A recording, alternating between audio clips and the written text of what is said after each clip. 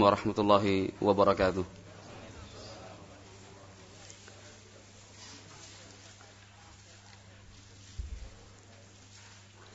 Innal hamdalillah nahmaduhu wa nasta'inuhu wa nastaghfiruh.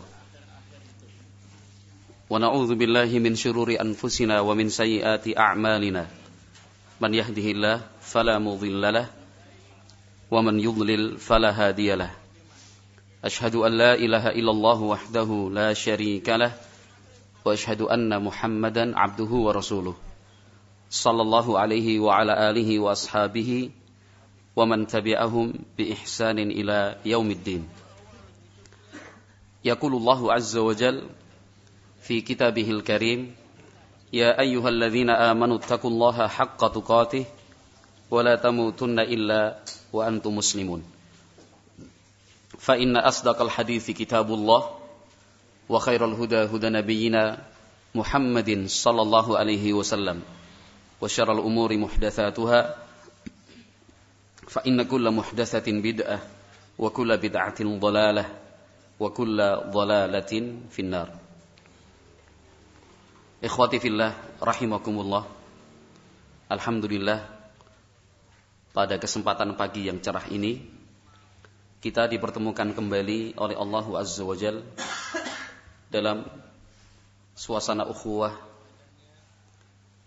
duduk bersama di sebuah majelis ilmu, tentunya dengan tujuan mengharap dan mencari ridha dari Allah Subhanahu wa ta'ala. Walaupun terpisahkan waktu beberapa saat, akan tetapi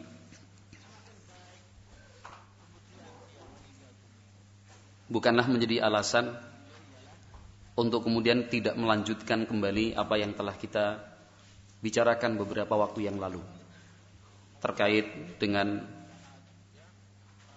dorongan dan lecutan agar semangat kita di dalam menuntut ilmu agama tetap terjaga, bahkan bila perlu semakin meningkat dalam setiap harinya.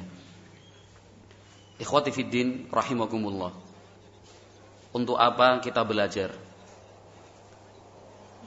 Pertanyaan ini harus terjawab agar kita semangat terus di dalam belajar. Siapapun yang mempelajari Islam sementara dia tidak mengetahui untuk apa, dengan tujuan apa dia belajar, seringnya akan terhenti di pertengahan jalan. Belum sampai di tempat tujuan, semangatnya hilang. Nah, kalau seandainya semangat itu hilang sementara dia masih dalam posisi dalam perjalanan, maka masih disebut dengan kebaikan. Tetapi yang menjadi masalah apabila semangatnya hilang, kemudian dia berbalik arah, meninggalkan tujuan yang seharusnya dia tempuh. Nah, atau na'udzubillah, dia berpindah jalur. Mestinya jalur thalabul ilmi dia tempuh menuju Allah Subhanahu wa ta'ala, ternyata dia menempuh jalur yang lain. Nas'alullah as-salamata wal afiyah. Ikhwati fiddin rahimakumullah. Pada pertemuan yang lalu berapa poin? Masih diingat? Dikira-kira apa ya? Ada berapa poin? Karena sudah setahun. Cukup lama memang. Iya, sampun setahun itu. Iya, 2015 sekarang 2016. Ada berapa poin yang pernah kita bahas? Ini ketua takmir biasanya, Bu Bet. Ya kira-kira lah. Ya, baik. Saya juga lupa kok. Yang jelas ada beberapa poin dalam pertemuan saat itu. Maka insya Allah pada pertemuan kali ini ada 5 poin yang saya persiapkan. Kalau ternyata baru sampai 3 jam 7 sudah datang, ya kita lanjutkan pada pertemuan yang akan datang insya Allah. Jadi seorang muslim yang memiliki semangat untuk menuntut ilmu agama, Dia harus tetap terus ada di jalur itu. Tidak boleh berhenti, apalagi berbalik arah, apalagi harus berganti jalur. Teruslah belajar. Teruslah belajar. Sampai kapan? Sampai dia membenci dan tidak suka dengan ar-riyasah, dengan pangkat, jabatan dan kedudukan. Kalau masih ada di dalam hati kita keinginan atau na'udzubillah ambisi untuk menjadi yang pertama, yang paling terdepan. Kalau masih ada di dalam hati keinginan kita agar dialah yang harus diikuti, pendapat dan usulnya yang harus dipilih, yang lain tidak. Nah, ini tanda bahwa dia tidak boleh berhenti belajar. Nah, para ulama kita as-salafus saleh telah membuktikannya. Jadi mereka terus belajar sehingga pada puncaknya ar-riyasah, kedudukan, jabatan, pangkat menjadi sesuatu yang paling dihindari. Rahimahumullah. Nah, maka pertanyaan itu kembali ke masing-masing kita sekarang ini. Nah, dalam praktek keseharian kita, nyuwun pangapunten, mohon maaf, masihkah tersisa di dalam hati, atau mungkin bukan hanya tersisa, bahkan itu menjadi bagian yang tidak terpisahkan dari pribadi kita, untuk kemudian selalu terdepan, selalu ingin ditampilkan, dalam arti dialah yang harus selalu dinomorsatukan. Kalau misalkan dia tampil, dia terdepan untuk mengajak, untuk berdakwah, untuk memberikan semangat, alhamdulillah, jazahullahu khairan. Nah, tapi yang saya maksud di sini ingin selalu dinomorsatukan. Nah, ketika tidak dinomorsatukan, jangankan nomor 4, nomor 5, di nomor 2 kan saja dia sudah mulai tersinggung, sakit hati. Nas'alullah as-salamata wal afiyah. Nah, setiap rapat misalkan pendapatnya diterima. Suatu saat dalam satu musyawarah pendapatnya tidak diterima. Sakit hatinya luar biasa. Terbawa ke rumah, dipikirkan terus, bahkan mungkin terbawa dalam tidur. Mungkin dia mengigau pun terkait dengan kok kenapa pendapat dia tidak diterima. Nas'alullah as-salamata wal afiyah. Nah, kenapa bukan dia yang jadi ketua? Kenapa bukan dia yang jadi koordinator? Kenapa bukan dia? Kok fulan ya? Kok alan? Memangnya saya kurang apa? Kan begitu. Ketika terjadi pergeseran posisi, padahal tujuan dan niatnya bagus, refresh untuk memberikan kesegaran, melakukan regenerasi agar yang muda tidak terpisah dengan yang tua. Sebelum yang tua hilang masanya, yang muda sudah mulai ditampilkan. Tujuannya untuk meneruskan estafeta dakwah. Nah, karena dakwah itu kan berkesinambungan, berkelanjutan, bukan hanya di generasi kita, tapi anak kita, cucu-cucu kita dan seterusnya. Ketika terjadi pergeseran, dia ditempatkan yang posisi yang tidak biasa dia lakukan. Nah, dia sudah mulai ngelokro, artinya sudah mulai sedih. Kok yang ngatur anak muda, orang baru ngaji kok jadi pimpinan saya, baru 2 tahun 3 tahun aktif kok sudah jadi koordinator umum. Nah, padahal mungkin ada pertimbangan-pertimbangan lain yang sifatnya maslahat untuk dakwah, dalam hal kemampuan, keahlian, pengalaman mungkin dia lebih. Nah, masalah parkir misalkan, dari awal dia parkir terus. Kan itu. Dalam sebuah kesempatan daurah, dia jadi wakil atau jadi anggota. Yang jadi ketua parkir si fulan. Siapa sih si fulan? Yang biasa ngaji, yang rumahnya di sini. Lu kan mau nganyar kayak jadi koordinator. Lah iya. Ternyata orangnya pendiam karena memang belum kenal sama kita. Setelah kita kenal semakin dalam, semakin jauh, ternyata dia dulu pernah jadi koordinator parkir di alun-alun. Pernah jadi koordinator parkir di Malioboro misalkan. Jadi ngatur motor, posisi, itu punya pengalaman. Masya Allah. Jadi bukan, kalau masih ada yang tersisa seperti itu, jawabannya apa? Teruslah belajar. Jangan berhenti. Nah, jangan berhenti. Al-Imam Az-Zahabi rahimahullahu taala dalam kitabnya Al-Kabair, beliau mengatakan wa man talaba al-ilma lil fakhri war riyasah wa nadhara ila al-muslimina syazaran wa tahamaqa alaihim wazdara bihim fahadha min akbaril kibri wa la yadkhulul jannata man fi qalbihi dzarratun min kibrin fala haula wala quwwata illa billah. Al-Imam Az-Zahabi rahimahullah membuat kesimpulan, barang siapa menuntut ilmu untuk berbangga dan mencari kedudukan. Mencari kedudukan. Entah kedudukan itu bernama atau tidak bernama. Kedudukan itu kan ada yang bernama, ada yang tidak bernama. Kedudukan yang bernama itu sekretaris, bendahara, ketua, koordinator, ketua RT, ketua RW. Itu kan kedudukan yang bernama. Ada kedudukan yang tidak bernama.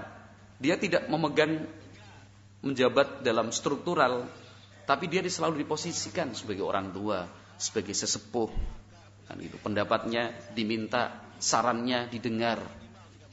Nah, beliau menyimpulkan barang siapa menuntut ilmu untuk kebanggaan atau mencari kedudukan dengan dua jenis tadi, nah, sehingga dia kemudian dia memandang kaum muslimin lainnya dengan kesombongan, menganggap orang lain bodoh dan tidak tahu, dialah yang paling paham, dia yang paling mengerti. Kan itu. Saya punya pengalaman dalam hal ini, dan saya yang paling berpengalaman. Yang lain, saya lebih paham daripada kamu. Nah, kata-kata seperti ini dalam pergaulan kita, ikhwati fillah barakallahu fikum, tolonglah kita jauhi, tinggalkan kata-kata seperti ini. Saya tuh lebih paham dari antum. Saya lebih lama daripada jenengan. Jauhi. Karena kata-kata seperti ini menjadi pintu syaitan untuk merusak ukhuwah di kalangan kita. Nah, jadi saya pesan kembali, barakallahu fikum, kata-kata seperti ini sering kita dengar nggih? Sering kita dengar. Saya lebih paham, saya lebih ngerti, saya lebih berpengalaman, saya lebih tua, saya lebih. Jauhi kata-kata seperti ini, pintu syaitan. Walaupun Anda memang lebih berpengalaman, walaupun Anda lebih faham, walaupun panjenengan lebih pintar, walaupun panjenengan lebih tua, kenyataannya seperti itu, tapi kata-kata yang demikian jauhi. Kenapa? Akan melukai hati orang lain. Apalagi posisi iman lemah. Nah, kata beliau rahimahullah, orang yang punya tujuan belajarnya seperti ini, fahadha min akbaril kibri. Ini kesombongan terbesar. Padahal orang yang di dalam hatinya ada setitik kesombongan tidak akan masuk surga. Fala haula wala quwwata illa billah.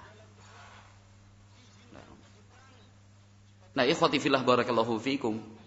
Jadi masalah ngaji tidak ngaji, berangkat belajar tidak, ikut daras tidak ikut daurah. Permasalahannya adalah bukan, oh kitab itu pernah saya bahas, kitab itu saya sudah khatam 2-3 kali, bukan. Tapi kembali kepada beberapa pertanyaan yang dulu pernah kita bahas beberapa pekan yang lalu, dilanjutkan sekarang ini. Tanyakan di dalam hati secara jujur, masihkah tersimpan dan tersisa di dalam hati, nah, rasa ingin dinomor satukan. Kalau misalkan di nomor 2 kan, nomor 3, nomor 4, ada sesuatu yang mengganjal di hati, kayaknya kurang lengkap. Ada sebuah keputusan diambil dalam sebuah forum resmi, panjenengan tidak hadir dengan berbagai alasan, sakit, sedang pergi, lupa tidak diundang, sudah diundang tapi undangan tidak sampai, sudah di SMS, di WA, tapi panjenengan HP-nya gangguan, error, kan gitu ya. Atau mungkin jenengan sudah merasa diundang salah hari, undangannya Selasa, kok berangkatnya Rabu, loh kok nggak jadi rapat, kok kemarin pagi rapatnya. Oh, artinya panjenengan tidak hadir dalam musyawarah saat itu dengan berbagai alasan. Keputusan diambil, panjenengan merasa tidak sesuai dengan keputusan itu. Kemudian, ganjel di hati, kok orang jago ngomong ya? Padahal mestinya. Tidak. Kalau itu sudah keputusan bersama, musyawarah, diambil, hormati. Tidak perlu buat kasak kusuk di belakang. Nah, sudah habis waktunya. Tidak perlu buat kasak kusuk di belakang. Kan itu. Panjenengan tidak hadir dengan berbagai alasan, tapi forum musyawarah sudah mengambil satu keputusan, hormati, dukung. Tidak perlu berbicara, kemudian janjane kayak kiye loh. Seharusnya begini. Jane apik keputusannya, tapi anak kurangnya. Itu tidak baik. Dalam hidup bermuamalah itu sesuatu yang tidak baik. Kenapa? Anda menyampaikan sesuatu di luar forum yang sudah disepakati bersama. Tahan lisan. Tahan saran yang menurut panjenengan itu paling baik di dalam hati, tidak usah diucapkan. Tahan. Karena apa? Merusak ukhuwah. Nah, kalau masih ada yang seperti itu, barakallahu fikum, teruslah ngaji, teruslah belajar, semangatlah menghadiri majelis ilmu. Nah, para ulama kita rahimahumullah sudah memberikan bukti nyata. Banyak dari mereka mendapatkan tawaran untuk menduduki jabatan, tetapi ditolak dengan cara yang halus. Ketika cara yang halus digunakan, tetap saja ditawari, mereka mencari cara yang lain. Tetap juga dipaksa untuk menjabat, akhirnya mereka melakukan sesuatu yang di luar bayangan kita. Rahimahumullah. Ini para ulama, kenapa? Karena mereka terus belajar, terus ngaji sampai tingkatan yang tertinggi seperti itu. Nah, Al-Imam Muhammad bin Wasi' rahimahullah, seorang ulama dari kalangan tabi'in, itu ditawarkan kepada beliau jabatan seorang qadhi oleh khalifah atau gubernur ketika itu, bukan khalifah, saya keliru. Ditawarkan menjadi seorang qadhi, pejabat tinggi oleh gubernur, tetapi ditolak. Diminta, ditolak. Sampai pada akhirnya gubernur marah, mengancam kalau kamu tidak mau menerima tawaran ini, akan saya cambuk kamu sebanyak 300 kali. Kata Imam Muhammad bin Wasi' rahimahullah, nah, kalau misalkan Anda ingin mencambuk saya sebanyak 300 kali, silahkan, saya terima. Nah, asalkan tidak dipaksa menjadi seorang pejabat. Subhanallah. Ya beda lah zaman sekarang. Kalau zaman sekarang ada pengumuman dicari pejabat, jangankan pejabat, pegawai. Kok pejabat? Pegawai rendahan aja. Siap dibuka lowongan pegawai rendahan, pegawai. Dibutuhkan 100 kursi. Syaratnya cuma 1, dicambuk 300 kali. Pada daftar, Pak. Daripada ngeluarin duit 25 juta, 100 juta, 200 juta untuk PNS. Sudah siap cerita kemana-mana. Tahun ini nih nyong keterima gitu. Ketipu sama calo. Cerita seperti itu sudah terlalu banyak dan bukan sedikit. Nah, beliau lebih memilih dicambuk 300 kali. Bukan cambukan laler. Cambukan, betul-betul cambukan 300 kali, ditolak. Al-Imam Abu Hanifah juga seperti itu. Diberikan tawaran menjadi seorang qadhi, beliau tolak. Al-Imam Abu Kilabah rahimahullah diberi tawaran menjadi qadhi, juga menolak. Bahkan beliau rela pergi meninggalkan kampung halamannya demi menghindari tawaran untuk menjadi seorang pejabat. Panjenengan orang Purbalingga asli, kan itu yang Purbalingga, dipaksa jadi pejabat, Pak. Dipaksa ini, tidak menggunakan uang, tidak menggunakan pendaftaran, tanpa kampanye, tanpa registrasi, langsung jadi pejabat. Tapi demi menghindar jabatan seperti ini, akhirnya panjenengan lari, diam-diam, nggak ngasih tahu tetangga kanan, tetangga kiri, nggak ngasih tahu keluarga dan kerabat, pindah ke Banyuwangi. Waduh banget ya. Itu dilakoni oleh para ulama kita. Kenapa? Betul-betul menghindar dari yang namanya jabatan serta kedudukan itu. Nah, Al-Imam Sufyan Ats-Tsauri rahimahullah, Sufyan Ats-Tsauri Ibn Sa'id Ats-Tsauri rahimahullah juga dipaksa seperti itu. Beliau dari Kufah. Sufyan bin Sa'id Ats-Tsauri Kufi. Kalau Sufyan bin Uyainah Makki. Kalau kita membaca dalam satu sanad Sufyan, perawinya orang Mekah, berarti yang dimaksud Sufyan bin Uyainah. Kalau Sufyan muridnya seorang perawi istilahnya orang Kufah, orang Basrah atau orang Irak, berarti Sufyan Ats-Tsauri. Itu cara membedakan salah satunya. Nah, rahimahullah. Dipaksa menjadi pejabat, lari dari Kufah lari ke Basrah, melakukan penyamaran menjadi seorang penjaga kebun kebun anggur apa kebun kurma. Saya lupa, yang jelas kebun buah-buahan. Itu jadi tukang bersih-bersih, tukang petik. Ulama besar, Pak. Rela menjadi buruh kasar hanya untuk menghindari. Ini dicari-cari sama khalifah. Di Baghdad dicari-cari. Mana itu Sufyan Ats-Tsauri? Wah, zaman Siki ya, Pak. Dan ini malah mendekat ke penguasa, cari ini, calo, bayar, wah, semua cara ditempuh. Insyaallah. Jadi pejabat. Diumumkan, barang siapa yang bisa menemukan Sufyan Ats-Tsauri, lapor ke khalifah dapat hadiah. Bisa bayangkan gak ya? Wong aneh ya, kalau zaman sekarang mungkin dibilang orang gila.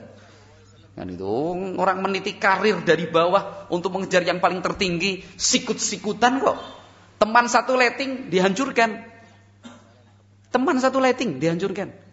Kenapa? Semakin naik ke atas jabatan semakin sedikit. Satu provinsi yang namanya Bintang cuma 1 atau 2. Untuk sampai jabatan ke sana di bawahnya harus sikut-sikutan. Ke kanan ke kiri sikut-sikutan. Bilang yang ke bawah angkat saya, cari kasus yang sukses sebanyak-banyaknya, yang ke atas bayar, menjilat dan mendekati. Jadi semua cara dipakai biar pangkatnya naik. Insyaallah. Itu gambarannya zaman sekarang. Untuk pangkat naik, orang yang satu letting, satu level disikut kanan kiri. Dia punya bawahan, diminta untuk menaikkan namanya, diberitakan, dipublikasikan. Yang ke atas pejabat dan pimpinan serta atasan dideketin, kasih hadiah, sampai apa Pak? Yang penting saya siap Pak, Dan gimana Pak? Iya Pak. Jadi babunya. Dan itu. Ini Sufyan Ats-Tsauri dicari-cari karena untuk jadi pejabat. Dan itu.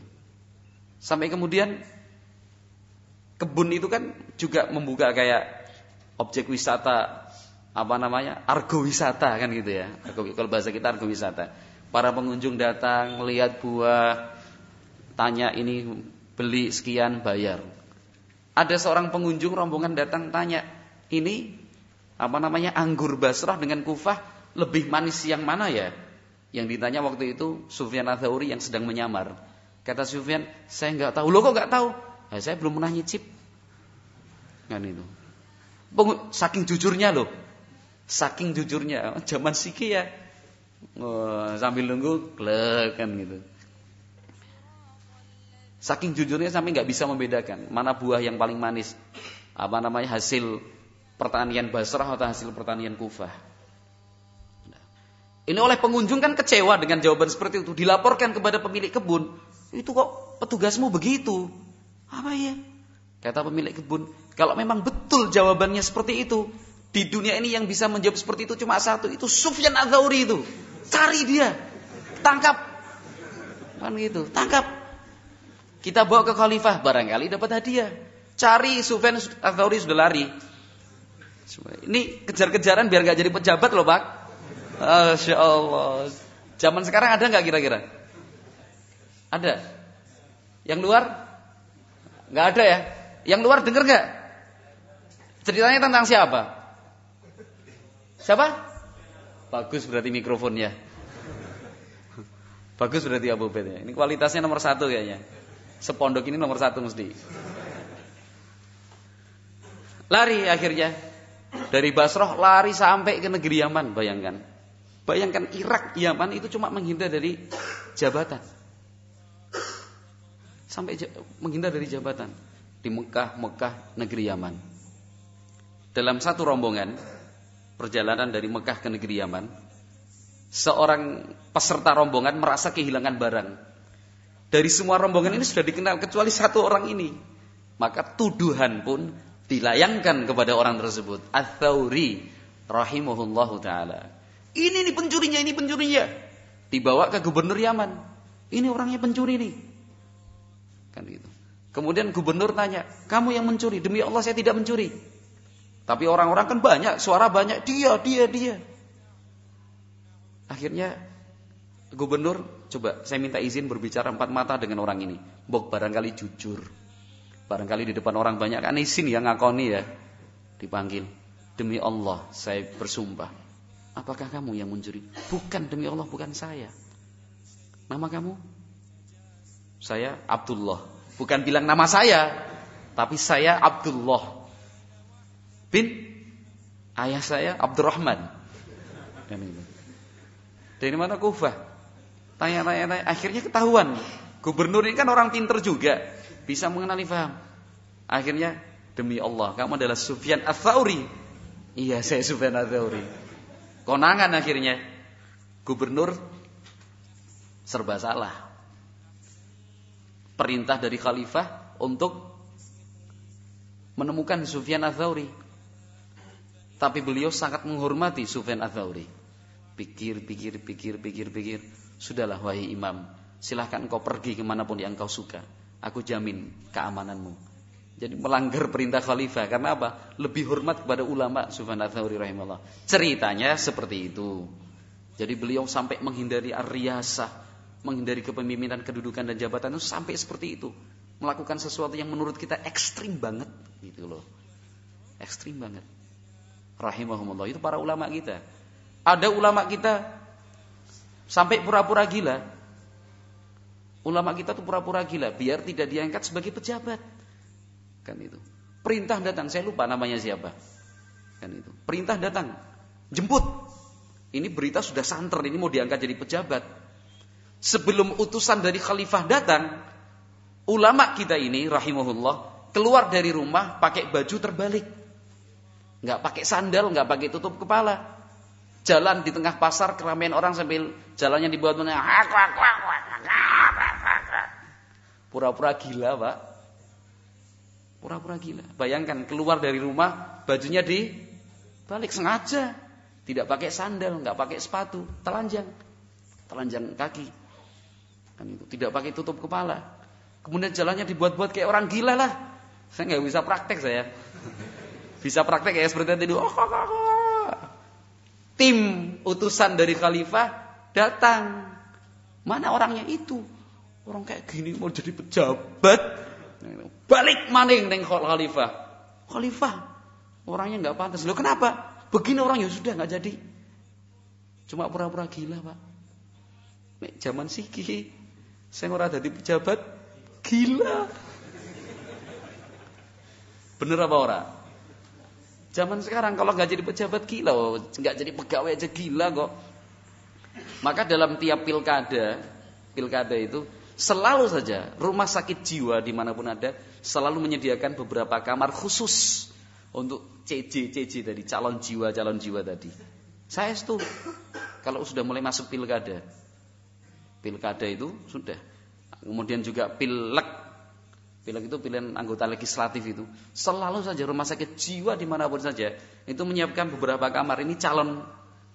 Pernah dengar orang nyalon terus gila?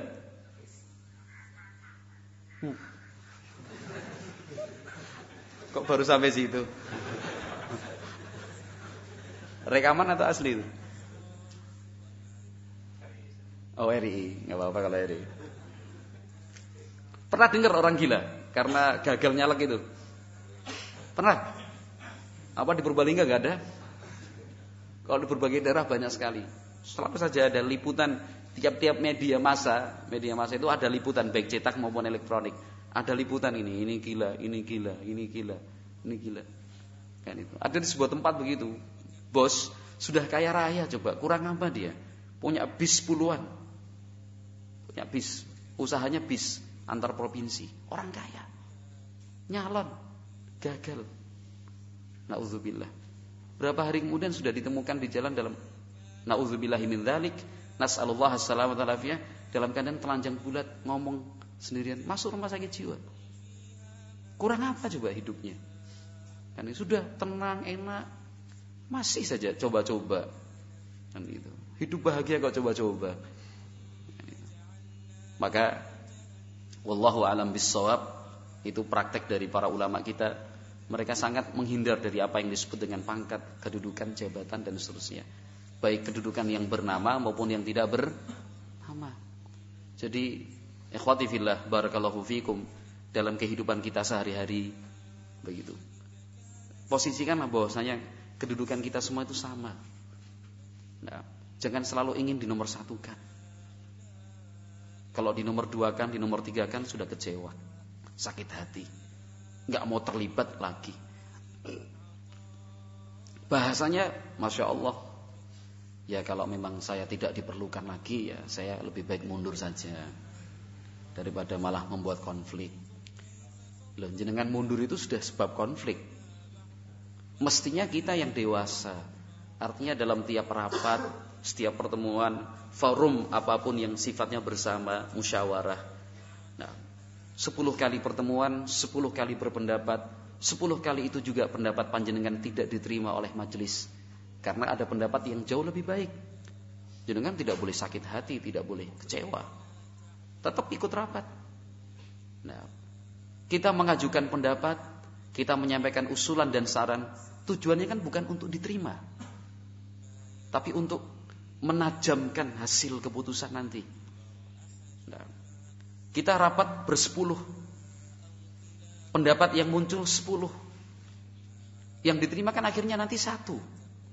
Tapi 1 pendapat itu kan sudah melalui sharing yang ketat. Pendapat yang diputuskan itu akhirnya setelah mempertimbangkan 9 pendapat yang lainnya, dari sisi ini jauh lebih baik, dari demikian ini yang paling bagus, yang paling tepat ini, dari segi biaya ini yang memungkinkan, yang masuk akal, yang mudah dikerjakan, yang memungkinkan untuk bersama ini. 9 pendapat yang lainnya akhirnya ditinggalkan. Kalau kita berpendapat tujuannya untuk pendapat diterima, ya akhirnya seringnya kecewa. Tapi berpendapatlah untuk mencari keputusan yang terbaik. Nah, pendapat panjenengan tidak diterima, tetapi bukankah dengan dasar pendapat panjenengan itu keputusan terakhir itu menjadi lebih kuat? Karena sudah dibandingkan dengan pendapat-pendapat yang lain. Dari semua pendapat 10 ini, yang terbaik ini. Kenapa? Ini yang paling murah. Karena kemampuan kita ternyata tidak mampu. Ini yang paling simpel, yang paling sederhana. Karena memang kekuatan kita hanya sampai di situ. Nah, wallahu a'lam bishawab, itu poin yang pertama. Cukup nggih poin yang pertama ini? Cukup. Kita masuk ke poin yang kedua. Nah, ya monggo, ini adalah bagian dari introspeksi, muhasabah kita masing-masing, bahwa sudahkah kita cukup untuk belajarnya? Sampaikah di sini semangat kita untuk mengaji? Nah, jadi pertanyaannya seperti itu. Sudah cukup atau harus dilanjutkan sampai di sini, atau masih ada yang di depan untuk kemudian harus dikejar, yaitu ilmu syar'i? Nah, salah satu jawabannya dari pertanyaan ini, tersisa atau masih adakah tersimpan di dalam hati keinginan untuk selalu dinomor satukan? Jadi kalau tidak nomor 1, tidak kecewa, kan itu. Wallahu a'lam bishawab. Kemudian yang kedua,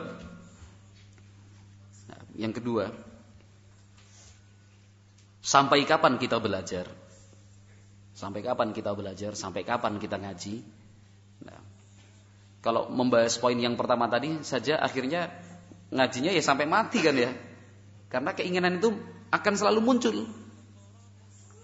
Tahun ini kita selamat, tahun depan belum tentu. Jangankan hitungan tahun, hitungan hari, hati sudah berubah. Hitungan hari, hati sudah berubah. Maka teruslah belajar sampai ada keinginan muncul nomor 1, diendapkan. Ada sedikit mulai muncul kecewa, sakit hati karena di nomor 2 kan, endapkan. Jangan sampai muncul di lisan. Nah, jangan sampai muncul di lisan. Nah, tapi kalau memang sudah terpilih, laksanakan dengan penuh tanggung jawab. Keputusan rapat, keputusan musyawarah, menunjuk fulan bin fulan menjadi koordinator umum. Jangan terus akhirnya melayu ning Banjarnegara, pindah ning Cilacap. Kenapa? Nyong ra gelem dadi koordinator daurah lah. Kan itu. Kalau sudah keputusan bersama, laksanakan dengan penuh tanggung jawab, mengharap ridha dari Allah Subhanahu wa taala. Karena disitulah kesempatan panjenengan untuk berperan di dalam dakwah. Mudah-mudahan Allah berkahi usaha, kemudian upaya panjenengan untuk menjadi seorang koordinator, sekretaris, bendahara, bagian ini, seksi itu. Kalau sudah diputuskan dalam forum, laksanakan. Bukan karena panjenengan yang berharap-harap, muga-muga tadi sekretaris, mudah-mudahan jadi bendahara. Enggak. Tapi sudah berusaha menolak, kemudian ditunjuk dalam sebuah forum. Laksanakan dengan penuh tanggung jawab. Jadi jangan salah faham. Akhirnya semua nanti malam menemui Ustadz Ridwanul Bari, kemudian mundur semua. Ustadz Nyong mundur. Ustadznya, lo kenapa? Ustadz Mukhtar tadi taklimnya gitu. Wah, saya yang salah. Jadi jangan salah dipahami nggih. Yang saya maksud tadi kan ada keinginan dari hati untuk dinomorsatukan. Tapi kalau panjenengan, saya yakin semuanya yang terlibat dalam kepengurusan apapun, tidak ada di dalam hati saya berprasangka baik, dan yakin bahkan tidak ada satupun keinginan dari hati untuk kemudian dinomorsatukan. Menjalankan tugas, mendapatkan posisi di seperti itu, karena memang ini adalah tanggung jawab dakwah. Memang tanggung jawab dakwah, bukan karena apa? Ingin dinomorsatukan. Yang jadi pembahasan kita tadi apa? Ingin selalu dinomorsatukan. Kalau tidak, berarti kecewa, sakit hati. Ini tidak, insya Allah. Jangan mundur nggih. Kalau mundur berarti tidak sesuai nasihat saya. Nah, itu aja pokoknya. Saya tidak mau disalahkan dalam hal ini. Kemudian yang kedua, ikhwati fillah barakallahu fikum, sampai kapan kita belajar? Sampai kapan kita mengaji? Sampai kita benar-benar mencintai orang-orang saleh. Dan hilang betul dari hati kita rasa cinta, rasa simpati kepada orang yang buruk, kepada orang yang jahat. Nah, jadi hati kita penuh dengan rasa cinta kepada orang-orang saleh. Hati kita betul-betul apa? Penuh dengan rasa cinta kepada orang-orang saleh. Ingin selalu dekat dengan mereka. Nah, selalu tidak tenang ketika bersampingan, berdampingan, berdekatan dengan orang-orang yang jahat.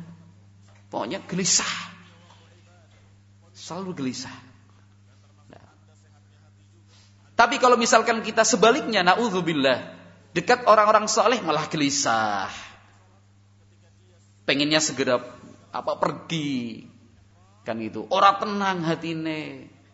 Tapi kalau kumpul dengan na'udzubillah orang-orang orang-orang pasar yang sholat aja enggak, kebanyakan mereka malah bisa ngobrol dawa, ngalor ngidul.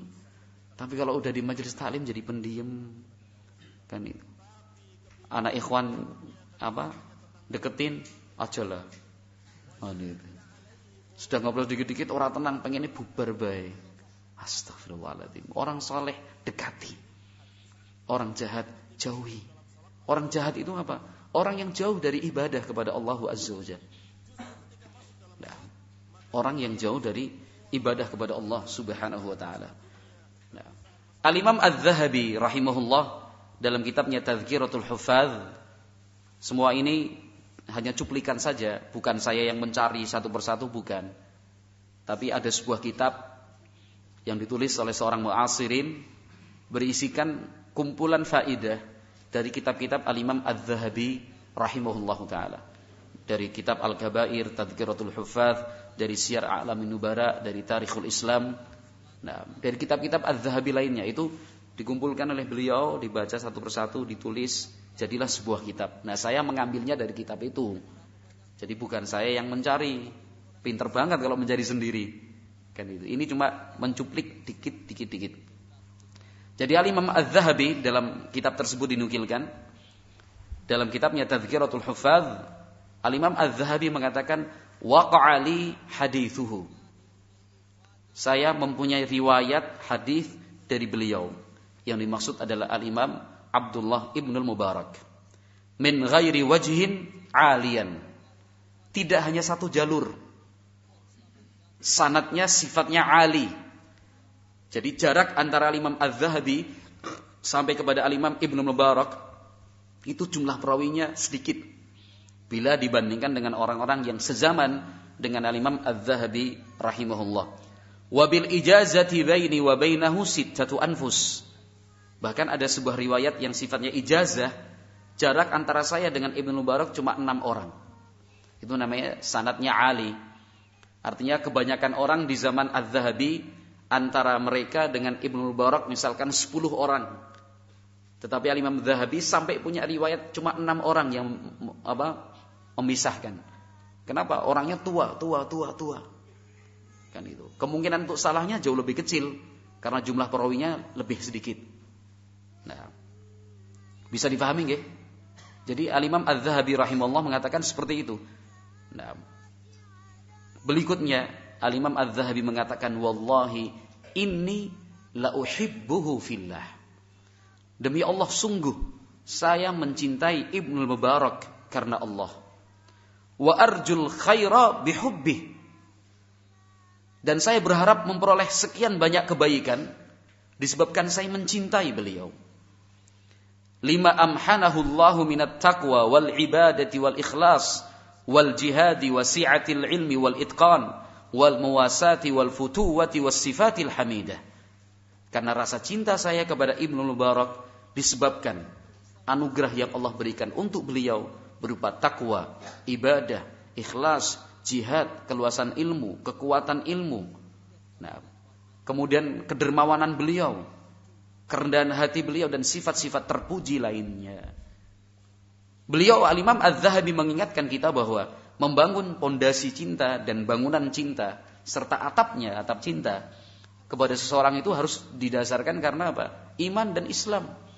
Bukan karena harta benda yang dia punya, bukan karena kedudukan dan jabatan yang dia punya, bukan karena kebaikan yang pernah dia berikan untuk kita. Bukan semata-mata itu.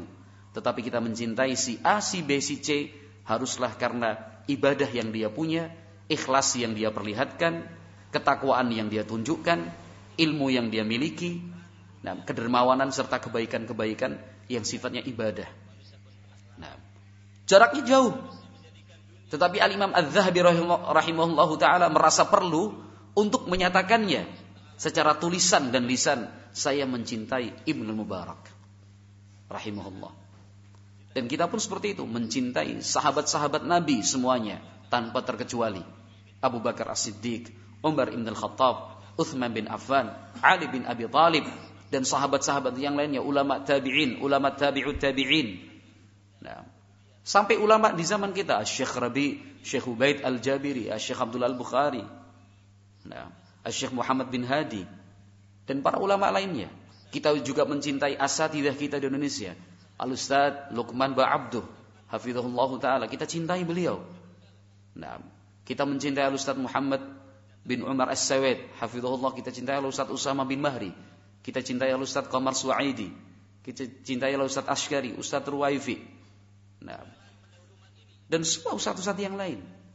Ini bukti bahwa barakallahu fikum, ilmu sudah betul-betul tertanam kuat di dalam hati kita, mencintai orang-orang saleh. Nah, walaupun sebagian ulama kita dengan ketawadhuan mereka menyatakan uhibbus salihina walastu minhum wa akrahu atau wa ubghidu talihina wa ana minhum wa ana syarrun minhum. Sebagian ulama mengatakan saya itu mencintai orang-orang saleh, orang-orang baik, walaupun saya sendiri bukan orang baik. Saya benci orang jahat, meskipun saya lebih jahat dari mereka. Ini kan bentuk ketawadhuan para ulama kita, rahimahumullahu ta'ala. Jadi sekarang, dalam praktek keseharian kita, barakallahu fikum, coba kita lihat. Nah, bisakah kita berlama-lama berbicara dengan sesama ikhwan salafi kalau bahasa kita? Nah, betahkah kita ngobrol dan berbicara dengan asatidzah, dengan ustadz misalkan? Jangan karena alasan sungkan, alasan pekewuh, alasan mengganggu. Jangan sampai itu adalah hanya alasan yang dibuat-buat. Kenapa? Karena kita yang tidak sreg. Nah, karena kita takut kalau dinyatakan itu salah, ini keliru, jangan begini, harusnya demikian. Kita malah senang dan suka ditegur. Nah, jangan kemudian sakit hati kalau diingatkan. Alhamdulillah, sebelum meninggal dunia ada yang mengingatkan kesalahan kita. Alhamdulillah, ada yang menegur kita sehingga kesalahan itu tidak terus kita lakukan. Nah, ngobrol sama ikhwan salafi, orang yang sama-sama ngaji di satu majelis ilmu, nah, sebentar. Di dalam masjid sebentar. Tapi kalau nongkrong di pinggir jalan 2 jam, 3 jam.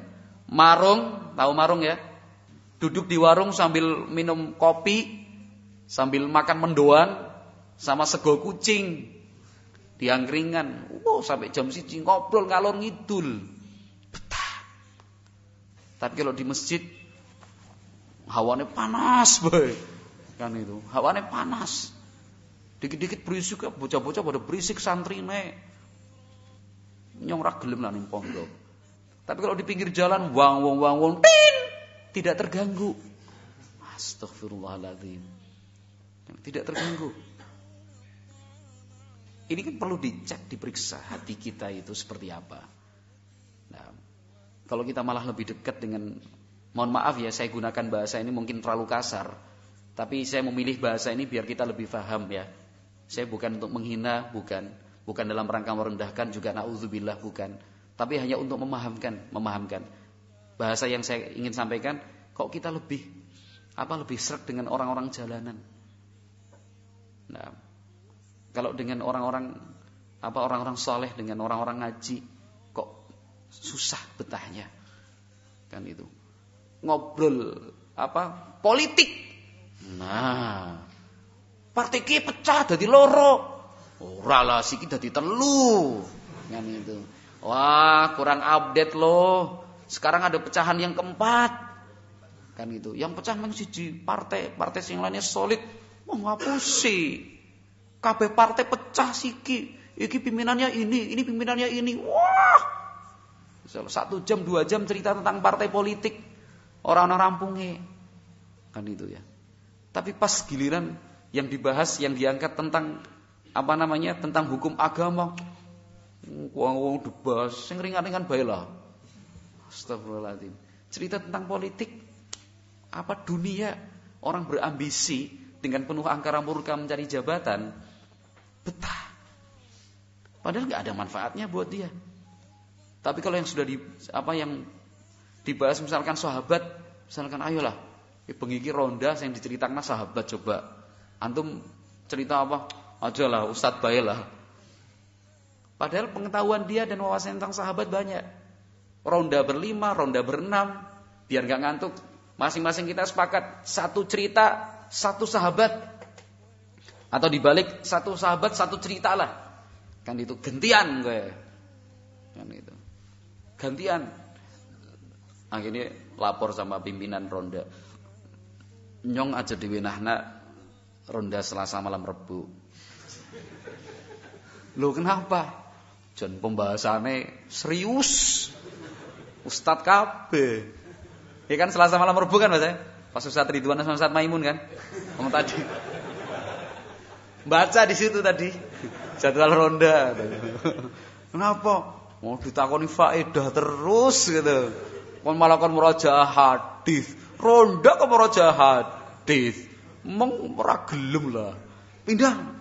Astagfirullah, kesempatan. Yang lain cerita ngalor ngidul ini ustadznya bimbing, sudahlah. Walaupun kita nanti ngobrol ngalor ngidul, sing penting 1 orang 1 hadis.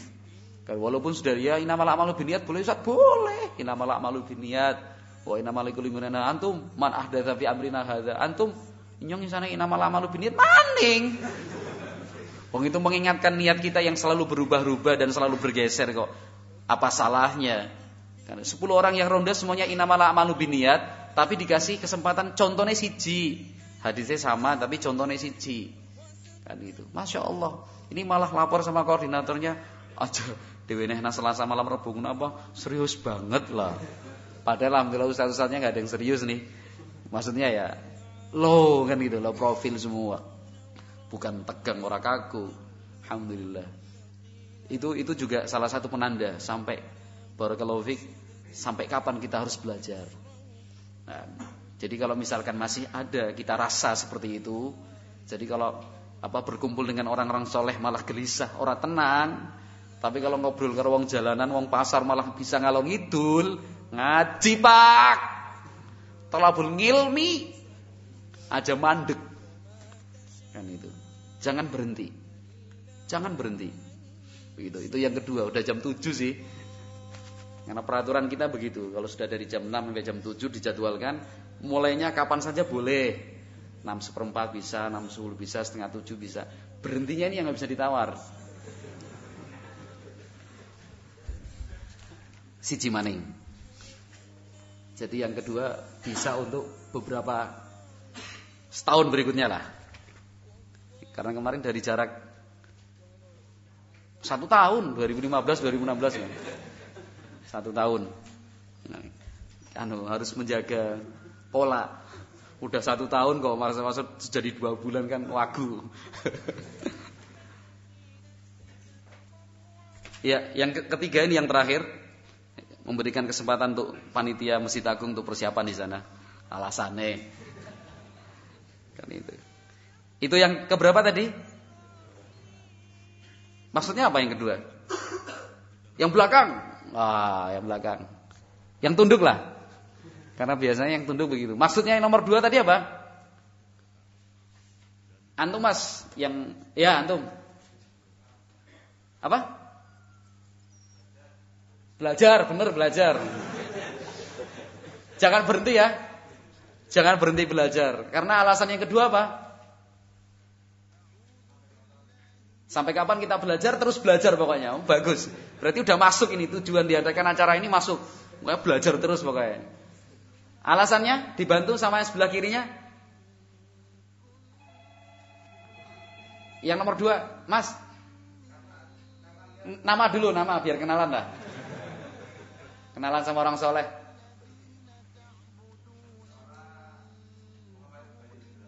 Muhammad Bayu Hindrawan. Purbalingga asli. Oh, semampir. Jauh banget. Alhamdulillah. Karena semangat belajar sih ya. Tak pikir tadi mampir Ustaz. Ternyata semampir. Gimana tadi alasan kedua Mas Muhammad Bayu Hindrawan? Yang kedua tadi yang saya sampaikan, jangan ditambah dulu. Harus belajar sampai betul, sampai meninggal dunia. Jangan berhenti belajar sampai kita meninggal dunia. Begitu ya? Bagus, perwakilan dari Sumampir. Sudah mengharumkan nama Sumampir. Ya? Mau ditambahi? Boleh. Batinnya dewe kok. Karena niat selalu berubah. Bagus. Tambahan lagi. Isi kepala kita tidak tahu. Pakai doa. Banyak banget ya tambahannya. Abu Amrin. Sampai kita mencintai orang-orang soleh dalam arti yang sebenarnya loh ya. Kalau mencintai ya kita bisa ngaku, wah aku mencintai kok. Tapi sebenarnya mencintai orang soleh itu bisa dibuktikan apa? Kita ketika berkenalan dengan orang baik, orang soleh, kalau bahasa kita wong pada ngaji, yang sergep ke masjid, kita itu bisa apa? Kalau bahasa tukang demes, bisa klop. Nah, gitu. Jadi enggak, orang tidak ada ganjalan di hati. Begitu nggih. Nomor 3, waktu sudah mengejar kita. Nah, yang ketiga harus belajar, terus ngaji sampai kita benar-benar tidak suka dengan popularitas. Popularitas apa? Keterkenalan. Nah. Jadi ini ujian buat kita semua dan ujian bagi orang yang ingin belajar serta melakukan apapun, ingin terkenal, ingin populer. Namanya dikenal, orangnya dikenal. Bangga kalau dikenal. Kan begitu. Kalau masih ada rasa seperti itu, berarti jangan berhenti ngajinya. Jangan berhenti belajarnya terus begitu. Sampai kita betul-betul benci, enggak suka dengan popularitas itu, betul-betul enggak suka. Nah, itu yang kemudian akhirnya diraih oleh para ulama kita. Meskipun para ulama kita juga mengingatkan serta mereka pun mengakui rahimahumullah, bahwa awal-awal belajar tidak sedikit dari mereka ingin populer. Tapi karena terus sabar dalam belajar, terus ngaji menuntut ilmu, akhirnya rasa seperti itu hilang, berganti dengan apa? Ketidaksukaan terhadap popularitas. Al-Imam Ahmad bin Hanbal rahimahullah beberapa saat sebelum meninggal dunia, Setelah beliau menjadi ulama besar, imam minal a'immah, imam ahli sunnah. Apa cita-cita beliau yang terakhir ingin tercapai? Cita-cita beliau yang terakhir apa kata beliau? Saya ingin tinggal di lembah daerah Mekah. Tidak ada satu orang pun yang mengenali saya. Oh, ini sudah puncak ilmu yang paling tinggi seperti itu. Nah, sampai ada rasa tidak ingin dikenal, ingin hidup jauh dari keramaian. Ini puncak ilmu para ulama kita rahimahumullahu taala. Nah, sahabat yang mulia Buraidah ibnul Husayb rahimahullah radhiyallahu taala anhu,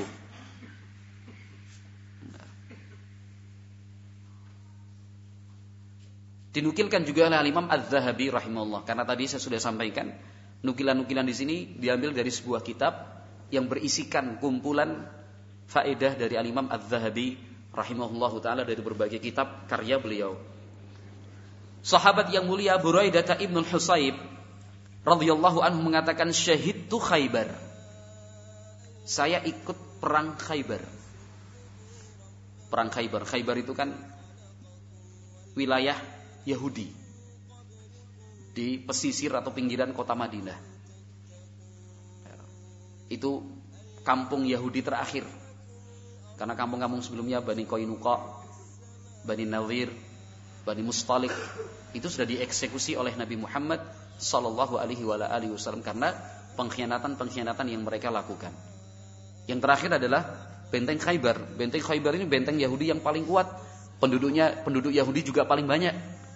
Nah, mereka juga dikenal kaya raya karena punya kebun kurma yang sedemikian banyak.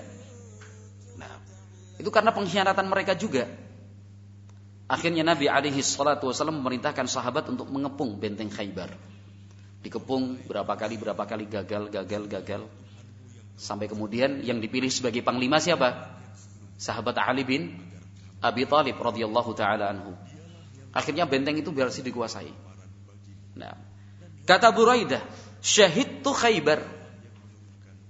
Saya ikut dalam penaklukan benteng Khaybar. Wa kuntu fi man sa'ida thulmah. Saya termasuk regu yang bertugas untuk naik ke atas benteng tinggi. Kan ditugaskan, setelah dikuasai kan harus diamankan. Nah, faqataltu hatta ru'iya makani. Waktu itu saya berperang. Nah, demi menaklukkan benteng tersebut. Nah, sampai kemudian posisiku bisa dilihat oleh banyak orang. Karena apa? Posisinya di tempat tinggi. Wa alayya thawbun ahmar. Waktu itu saya pakai baju atau pakaian tempur berwarna kemerah-merahan. Fama a'lamu anni rakibtu fil Islam dzanban a'zama alayya minhu. Kata sahabat yang mulia Buraidah ibnul Husayb, setahu saya di dalam selama menjadi orang Islam, setahu saya semenjak masuk Islam tidak ada dosa yang paling besar aku lakukan dibandingkan hari itu. Al-Imam Az-Zahabi rahimahullah memberikan keterangan apa ini maksud saat itu? Asyuhrah. Nah, dikenal orang. Subhanallah. Ini seorang sahabat Buraidah ibnul Husayb. Nah, Al-Imam Az-Zahabi dalam catatan kakinya memberikan ta'liq, ini adalah pendidikan dari sahabat yang mulia untuk selalu apa? Nah, izra an-nafs, untuk selalu introspeksi diri. Salah, itu keliru, harus diperbaiki. Nah, ini juga bentuk ketawadhuan dari sahabat yang mulia Buraidah ibnul Husayb. Padahal kita yakin yang beliau lakukan saat itu adalah bagian dari jihad fi sabilillah. Nah, jadi beliau menganggap saat beliau berperang di atas benteng Khaybar menggunakan pakaian yang mencolok, warnanya berbeda dengan warna pakaian-pakaian yang lainnya, itu kan sudah terkenal, membuat dikenal orang, kan begitu ya, membuat beliau dikenal orang, itu sudah dianggap sebagai dosa. Bukan karena itu betul-betul dosa kemudian akhirnya kita tidak mau tampil di depan, bukan, tapi ini izra'an nafs. Izra'an nafs artinya muhasabah, itu salah, itu keliru, harus diperbaiki, harus diluruskan niatnya, harus dibetulkan tujuannya, maksudnya itu apa. Nah, barakallahu fiik. Ini yang diperlihatkan dan ditujukan oleh para ulama kita rahimahumullah. Imam Ayyub As-Sikhtiyani rahimahullah itu kalau kemana-mana selalu menghindar, menyamar. Itu yang dilakukan para ulama. Abdullah bin Mubarak juga seperti itu, melakukan penyamaran. Kenapa? Biar tidak dikenal orang. Biar tidak dikenal orang. Nah, jangan ngobrol lama kan gitu ya. Ngobrol lama ngomongnya asal ngomong kan gitu, tersinggung. Kowe ora kenal yo. Enggak kenal saya apa? Wes apa sih kowe? Gitu. Itu Ustaz Mokhtar ini. Astagfirullah. Hafan Ustaz. Daripada ngasih contoh orang, ngasih contoh sendiri. Enggak boleh seperti itu. Kan itu enggak boleh seperti itu. Mentang-mentang jadi pejabat, jadi pengurus, jadi orang kaya, diajak ngobrol sama orang kok tidak seperti biasanya orang lain, biasa hormat, biasa enggah nggih. Ini kok ngomong asal ngomong itu. Tersinggung. Kowe ngendi sih? Apa kowe? Geser sedikit lah. Itu. Geser sedikit. Badan lemu. Ngambil tempatnya orang lagi, geser. Oh iya, nggih. Kenalan Bapak siapa? Oh iya. Kan itu. Setelah kenalan namanya siapa? Mokhtar. Mokhtar siapa? Bin Rifai. Di banter-banterna. Oh. Mokhtar bin Rifai sama ya dengan namanya Ustadz dari Kulon Progo. Lah iya memang saya kok. Itu enggak boleh seperti itu. Kalau memang dia posisi tidak tahu, jaga hatinya biar tetap tidak tahu namanya siapa. Nama saya kan Helga Pak. Dari mana? Dari situ. Oh iya. Kesini ngapain? Ya mau ngaji, mau belajar dong, harus tetap ngaji. Oh iya. Nunggu ustadznya ya. Tadi itu.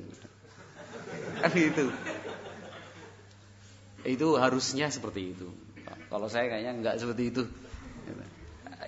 Subhanallah, demikian. Para ulama kita itu mengajarkan. Justru gimana caranya biar tidak dikenal orang. Bukan malah memperkenalkan diri. Atau menceritakan saya dulu, saya pernah begini, saya dan saya. Sesuatu yang dia lakukan tidak ada orang yang tahu, malah dia ceritakan. Oh saya dulu begini, oh saya begini. Kan itu, biar terkenal. Kan itu. Punya rekaman kajian segala macam, diupload dewek. Kan itu. Diupload sendiri, yang nyebarluaskan siapa? Dia sendiri. Astagfirullahaladzim, ini bukan seperti ini ulama kita mengajarkan. Tapi berusaha untuk menyembunyikan diri agar tidak populer, tidak terkenal. Itu yang dilakukan oleh para ulama kita rahimahumullahu taala. Wallahu a'lam bishawab. 3 poin ini sudah rotok berat ini. Kan itu. Sudah cukup berat yang 3 ini. Apalagi ditambah 5 yang dulu. 5 masih ada 2 lagi biar genap 10. Kapan-kapan maning lah. Nanti saya tunggu teleponnya Ustaz Maimun insyaallah. Wallahu a'lam bishawab. Ya. Jadi intinya seperti itu nggih, Pak, Mas, Kang, sedulur kabeh ya. Jadi jangan berhenti belajar, jangan berhenti ngaji sebelum kita mencapai tingkatan-tingkatan seperti ini. Kalau hari ini 3 yang kita bahas, jangan berhenti ngaji, jangan berhenti belajar, jangan putus thalabul ilminya sampai kita betul-betul membenci pangkat dan kedudukan sehingga kita menghindari. Kita betul-betul benci dan tidak suka dengan keterkenalan serta popularitas. Kita betul-betul menjadikan orang saleh sebagai orang dekat kita. Kita merasa akrab, nyaman, tenang, damai di samping orang-orang saleh. Nah, tapi kalau misalkan masih tersisa di dalam hati kita ingin selalu dinomorsatukan, nah berarti harus ngaji terus pokoknya. Nah, kalau masih ada dalam rasa hati kita untuk dikenal, bangga kalau dikenal, berarti harus tetap ngaji sampai itu betul-betul hilang, enyah dari hati kita. Kalau kita masih merasa gugup, gelisah, tidak suka, tidak betah di samping kita orang-orang saleh, kita malah sebaliknya lebih betah dengan orang-orang, mohon maaf tadi bahasa yang akan mudah difahami, orang-orang jalanan, orang-orang pasar. Bukan berarti saya menuduh orang jalanan, orang pasar semuanya jelek, bukan. Tapi ini bahasa saya nggih. Ya gitu. Berarti harus tetap ngaji, harus tetap belajar. Nah, maka jawabannya kalau ditinjau dari 3 hal ini, ternyata kita semua harus terus belajar, harus tetap ngaji, termasuk saya sendiri. Wallahu a'lam bishawab. Mudah-mudahan bermanfaat. Subhanakallahumma wa bihamdik Asyhadu an la ilaha illa anta astaghfiruka wa atubu ilaik. Wassalamualaikum warahmatullahi wabarakatuh.